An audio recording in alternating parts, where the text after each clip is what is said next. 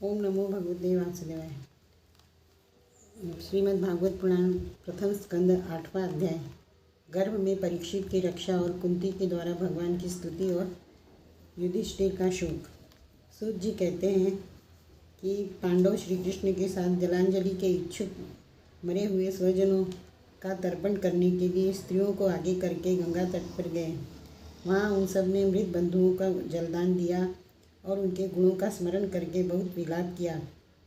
उसके बाद भगवान के चरण कमलों की धूलि से पवित्र गंगा जल में पुनः स्नान किया। वहाँ अपने भाइयों के साथ कुरुपति महाराज युधिष्ठिर, धृतराष्ट्र पुत्र, शोक से व्याकुल गांधारी, कुंती और द्रौपदी सब बैठकर मरे हुए स्वजनों के लिए शोक करने लगे। भगवान श्री कृष्ण ने धौम्यादि मुनियों के साथ उनको सांत्वना दी और समझाया कि संसार के सभी प्राणी काल के अधीन हैं, मौत से किसी को कोई बचा नहीं सकता। इस प्रकार भगवान श्री कृष्ण ने अजातशत्रु महाराज युधिष्ठिर को उनका वह राज्य जो धुर्दों ने छल से छीन लिया था वापस दिलाया तथा द्रौपदी के केशों का स्पर्श करने से जिनकी आयु क्षीण हो गई थी उन दुष्ट राजाओं का वध कराया।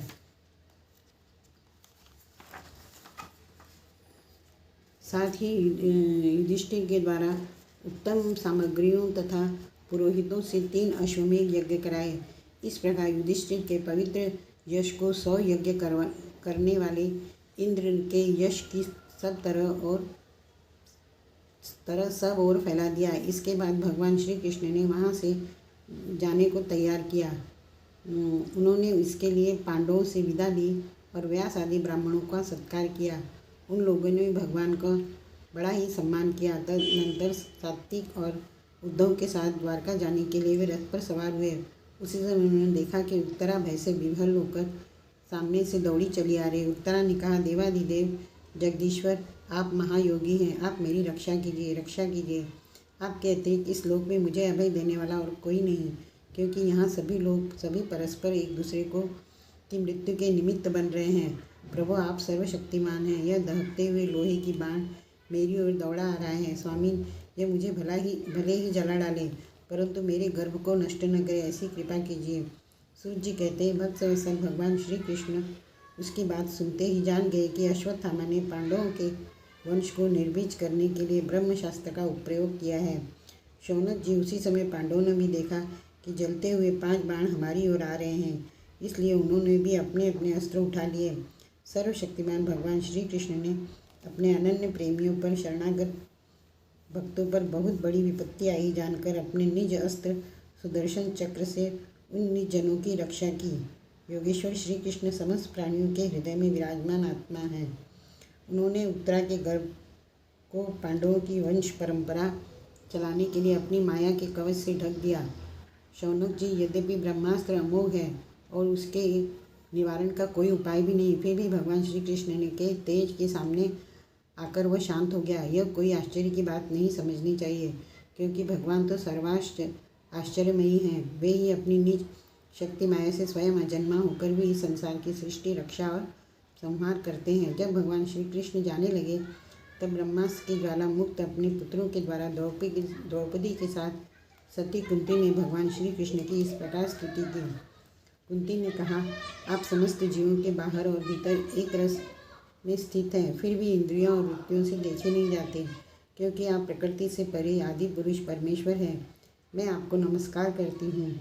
इंद्रियों से जो कुछ जाना जाता है उसकी तह में आप विद्यमान रहते हैं और अपनी ही माया के पर्दे से अपने को ढके रहते हैं। मैं अबोध नारी आप अविनाशी पुरुषोत्तम को भला कैसे जान सकती हूँ। जैसे मूढ़ लोग दूसरा वेश धारण किए हुए नट को प्रत्यक्ष देखकर भी नहीं पहचान सकते, वैसे ही आप दिखते हुए भी नहीं दिखते। आप शुद्ध हृदय वाले विचारशील जीवन मुक्त परम हंसों के हृदय में अपनी प्रेममयी भक्ति का सृजन करने के लिए अवतीर्ण हुए हैं। फिर हम अल्प बुद्धि स्त्रियां आपको कैसे पहचान सकती हैं। आप श्री कृष्ण वासुदेव, देवकी नंदन, नंदगोप के लाडले लाल गोविंद को हमारा बारंबार प्रणाम है, जिनकी नाभि से ब्रह्मा का जन्म स्थान कमल प्रकट हुआ है, जो सुंदर कमलों की माला धारण करते हैं, जिनके नेत्र कमल के समान विशाल और कोमल हैं, जिनके चरण कमलों में कमल का चिन्ह है।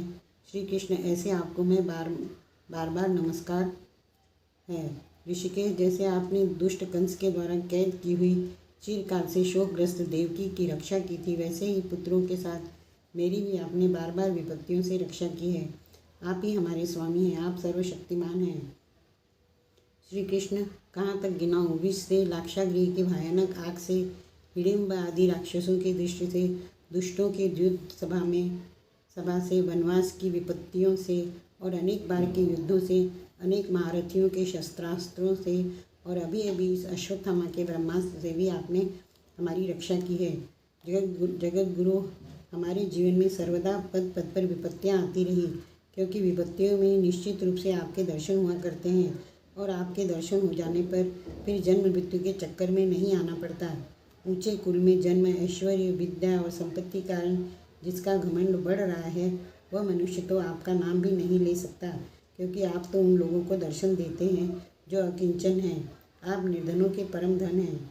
माया का प्रपंच आपका स्पर्श भी नहीं कर सकता। आप अपने आप में ही विहार करने वाले परम शांत स्वरूप हैं। आप ही कैवल्य मोक्ष के अधिपति हैं। आपको मैं बार बार नमस्कार करती हूँ। मैं आपको अनादि अनंत सर्वव्यापक सबके नियंता कालरूप परमेश्वर समझती हूँ। संसार के समस्त पदार्थ और प्राणी आपस में टकराकर विषमता के कारण परस्पर विरुद्ध हो रहे हैं, परंतु आप सब में समान रूप से विचर रहे हैं। भगवान, आप जब मनुष्यों की सी लीला करते हैं तब आप क्या करना चाहते हैं वह कोई नहीं जानता। आपको कभी कोई न प्रिय है और न अप्रिय। आपके संबंध में लोगों की बुद्धि ही विषम हुआ करती है। आप विश्व के आत्मा हैं, विश्वरूप हैं। न आप जन्म लेते हैं और न कर्म ही करते हैं, फिर भी पशु पक्षी मनुष्य ऋषि जलचर आदि में आप जन्म लेते हैं और उन योनियों के अनुरूप दिव्य कर्म भी करते हैं। यह आपकी लीला ही तो है। जब बचपन में आपने दूध की मटकी फोड़कर यशोदा मैया को खिजा दिया था और उन्होंने आपको बांधने के लिए हाथ में रस्सी ली थी, तब आपकी आंखों में आंसू छलक गए थे, काजल कपोलों पर बह चला था, नेत्र चंचल हो रहे थे। भय की भावना से आपने अपने मुख को नीचे की ओर झुका दिया था। आपकी उस दशा का लीला छवि का ध्यान करके मैं मोहित हो जाती हूँ। भला जिससे भय भी भय मानता हो, उसकी यह दशा आपने अजन्मा होकर भी जन्म क्यों लिया है? इसका कारण बतलाते हुए कोई महापुरुष योग कहते हैं कि जैसे मलयाचल की कीर्ति का विस्तार करने के लिए उसमें चंदन प्रकट होता है, वैसे ही अपने प्रिय भक्त पुण्य श्लोक राजा युद्ध की कीर्ति का विस्तार करने के लिए आपने उनके वंश में अवतार ग्रहण किया है। दूसरे लोग योग कहते हैं कि वसुदेव और देवकी के पूर्व जन्म में आपसे ही यही वरदान प्राप्त किया था, इसलिए आप अजन्मा होते हुए भी जगत के कल्याण और दैत्यों के नाश के लिए उनके पुत्र बने हैं। कुछ और लोग योग भी कहते हैं कि यह पृथ्वी दैत्यों के अत्यंत भार से समुद्र में डूबती हुई जहाज की तरह डगमगा रही थी, पीड़ित हो रही थी। तब ब्रह्मा जी की प्रार्थना से उसका भार उतारने के लिए आप प्रकट हुए। कोई महापुरुष यूँ कहते हैं कि जो लोग इस संसार में अज्ञान, कामना और कर्मों के बंधन में जकड़े हुए पीड़ित हो रहे हैं, उन लोगों के लिए श्रवण और स्मरण करने योग्य लीला करने के विचार से ही आपने अवतार ग्रहण किया है।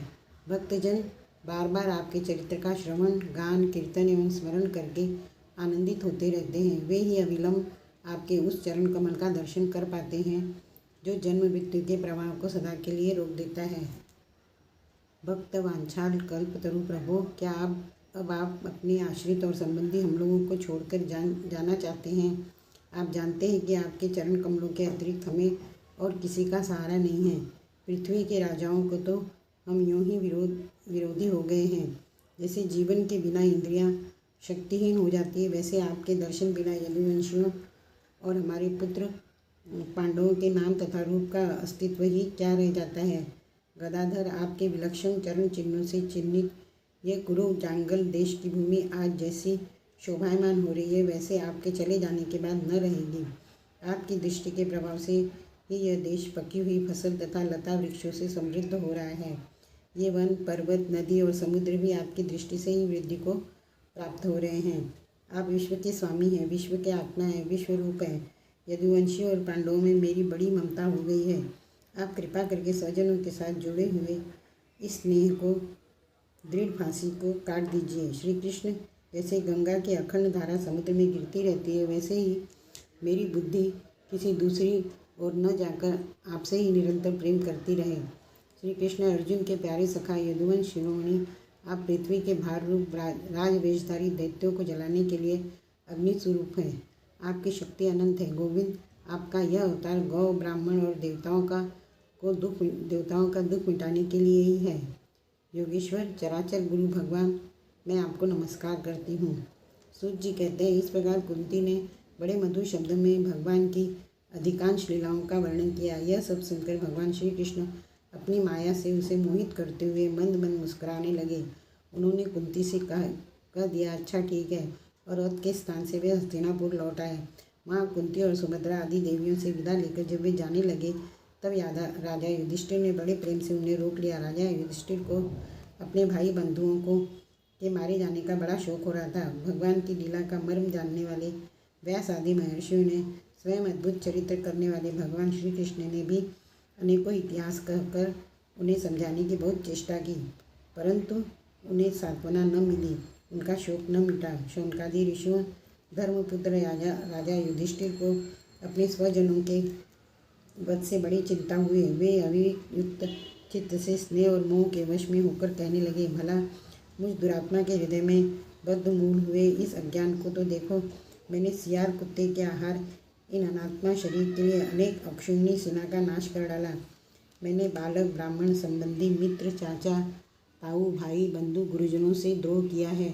करोड़ों वर्षों से भी नरक से मेरा छुटकारा नहीं हो सकता। यद्यपि शास्त्र का वचन है कि राजा यदि प्रजा का पालन करने के लिए धर्म युद्ध में शत्रुओं को मारे तो उसे पाप नहीं लगता, फिर भी इसलिए मुझे संतोष नहीं होता। स्त्रियों के पति और भाई बंधुओं को मारने से उनका मेरे द्वारा यहाँ जो अपराध हुआ है उसका मैं गृहोस्तोचित यज्ञ यज्ञादि के द्वारा मार्जन करने में समर्थ नहीं हूँ। जैसे कीचड़ में गंदला जल स्वच्छ नहीं किया जा सकता, मदिरा से मदिरा की अपवित्रता नहीं मिटा जा सकती, वैसे ही बहुत से हिंसा बहुल यज्ञों के द्वारा एक भी प्राणी की हत्या का प्रायश्चित नहीं किया जा सकता। ओम नमो भगवते वासुदेवाय। अरे बढ़ रही हूँ, कुछ नहीं कर रही।